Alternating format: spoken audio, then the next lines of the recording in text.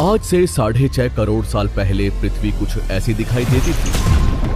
जहां आप बैठे हैं वहां डायनासोर्स घुमा करते थे। समुद्र की गहराई से लेकर आसमान की चोटी तक 1 लाख किलो वजनीय जीव से लेकर 4 हाथियों से भी बड़े पक्षी तक, हर कोने में बस इनका ही राज था। लेकिन ऐसा क्या हुआ कि सिर्फ चंद घंटों में इनका विनाश हो गया? हमारे पूर्वज ही जिंदा क्यों बचे और इंसान पृथ्वी पर कैसे आए, जानते हैं इस वीडियो में। समय में थोड़ा पीछे चलते हैं। ये है हमारी पृथ्वी। उस वक्त ऑक्सीजन ज्यादा होने की वजह से 30-35 महले की बिल्डिंग जितने ऊंचे पेड़ हर जगह दिखाई देते थे और इनमें रहते थे डायनासोर। ये है 8 मंजिला ऊंचा अर्जेंटोसोरस। एक दिन में ये कई जंगल चर जाते थे। उस वक्त पृथ्वी कुछ ऐसी दिखाई देती थी। ये है चूने के रेगिस्तान, जहाँ लाखों सालों से बरसात नहीं हुई। यहाँ भी इनका बोलबाला है। ये है हमारा भारत, जो एशिया की तरफ बढ़ रहा था। उस वक्त भारतीय जमीन लावा से भरी रहती थी और यहाँ पाए जाते थे राजासोरस। यहाँ का कुछ अलग ही मंजर है। 7 बस जितने लंबे जीव से लेकर इंसान जितने बड़े केकड़े तक। बाहर आकर देखो तो कई किलोमीटर लंबे अमेरिकी रेगिस्तान में पाए जाते थे टाइटेनोसोरस। 20 हाथियों जितना वजनीय, 8 महले की बिल्डिंग से भी ऊंचे ये जीव आज यहाँ बच्चे पैदा करने इकट्ठा हुए हैं। दुनिया के हर कोने में डायनासोर्स की आवाजें गूंज रही थी, लेकिन इन्हें क्या पता था कि आज इनका अंत होने वाला है। दरअसल हमारे सौरमंडल में जुपिटर और मंगल ग्रह के बीच बहुत से उल्कापिंड हैं, जो सूरज का चक्कर लगा रहे हैं। अंत के 10 करोड़ साल पहले इनमें से ही 2 उल्कापिंडों के बीच टकराव हुआ और उसका एक टुकड़ा तेज गति से पृथ्वी की तरफ बढ़ने लगा। पृथ्वी के पास आते ही उसके कुछ टुकड़े चांद पर गिरे, मगर गति तेज होने की वजह से चांद का गुरुत्वाकर्षण उसे खींच नहीं पाया। पृथ्वी के करीब आते ही उसकी गति बढ़ने लगी। वातावरण के खिंचाव ने उसे जलाना शुरू कर दिया और वो 80,000 किलोमीटर प्रति घंटे की रफ्तार से पृथ्वी से टकराया।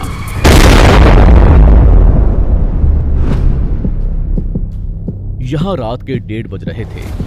टकराने से 4 मिनट पहले पूरी पृथ्वी पर उजाला हो चुका था। इसकी चमक को देख नजदीकी जानवर अंधे हो चुके थे। गिरने से पहले ही वहां का पानी सूख गया। गिरते ही विस्फोट से निकली ऊर्जा आज के 10 करोड़ परमाणु बम के बराबर थी। इससे निकल रही 6000 डिग्री सेल्सियस की गर्मी ने आसपास के जानवरों को तुरंत भाप बनाकर उड़ा दिया। 150 किलोमीटर के दायरे की जमीन अंतरिक्ष तक पहुंच गई और अब तक सिर्फ 5 सेकंड ही बीते हैं। इस विस्फोट से जन्मी झटके की लहर 550 किलोमीटर प्रति सेकंड की रफ्तार से आगे बढ़ी। इसने पत्थरों को गोले की रफ्तार से उड़ाना शुरू कर दिया। आसपास की नदियां उल्टी बहने लगी। जंगल के पेड़ नीचे गिरने लगे। पहाड़ों ने दम तोड़ना शुरू कर दिया। इसके कुछ ही सेकंड बाद आई भयंकर गर्मी की लहर ने उड़ रहे पत्थरों को पिघलाकर लावा बना दिया। संपर्क में आने वाला हर एक पानी तुरंत भाप बन रहा था। समुद्र के अंदर उबाल शुरू होने लगा। पलक झपकते ही जंगल सूख रहे थे। जानवरों का शरीर उबल रहा था और अभी तक तो सिर्फ शुरुआत ही हुई है। टकराव से हजारों टन मलबा अंतरिक्ष में पहुंचा था, जो गुरुत्वाकर्षण की वजह से पृथ्वी के चारों तरफ फैलकर पृथ्वी पर गिरने लगा। उसमें भी आग लग रही थी और जहां ये गिर रहे थे वहां कई किलोमीटर तक विनाश हो रहा था। टकराव ने पृथ्वी को अंदर से भी हिला दिया था, जिससे कुछ ही सेकंड में पृथ्वी पर भूकंप आना शुरू हो गया। भूकंप की तीव्रता ज्यादा थी, इसलिए समुद्र का पानी जमीन में बैठे रेत से मिलने लगा, जिससे जीवों को घुटन होने लगी और वहां भी पतन शुरू हो गया। अभी सिर्फ 5 मिनट ही बीते हैं और बाहर जानवरों में भगदड़ मच चुकी है। घटनास्थल पर पैदा हुई गर्म धूल और मिट्टी तेजी से आगे बढ़ रही थी। बादलों में धूल जाने की वजह से इनमें बिजली गिरनी शुरू हो चुकी थी। इस तूफान के बीच आने वाले हजारों टन वजनीय जानवर और पेड़ हवा में उड़ रहे थे।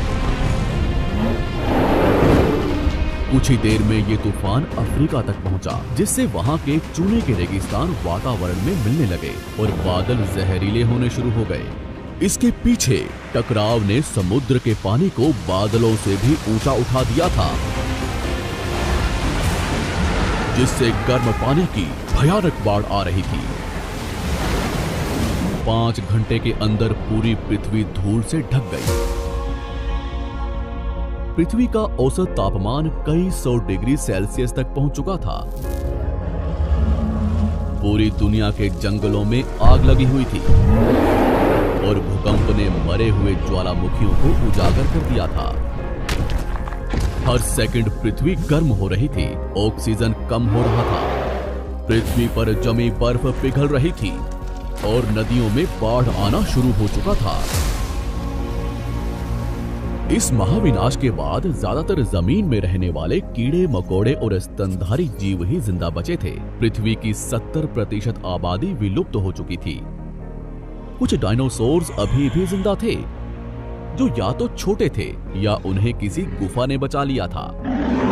समुद्र की गहराई में रहने वाले जीव भी सलामत बचे थे, लेकिन अब उनका भी समय खराब होने वाला था। कुछ ही दिनों बाद जहरीले बादल पूरी दुनिया में बरसना शुरू हो गए। दिन ब दिन समुद्र जहरीला होने लगा, जिससे समुद्री जंगल भी मरना शुरू हो गए। धूल से ढकी ये पृथ्वी ठंडी पड़ रही थी और कुछ महीनों में पूरी पृथ्वी बर्फ से ढक गई। हमारे पूर्वजों को डायनासोर से डरकर कुछ भी खाकर कम ऑक्सीजन के बावजूद भी महीनों तक जमीन में रहने की आदत थी। जमीन के अंदर गर्माहट थी और अंदर छोटे जीवों का पूरा साम्राज्य।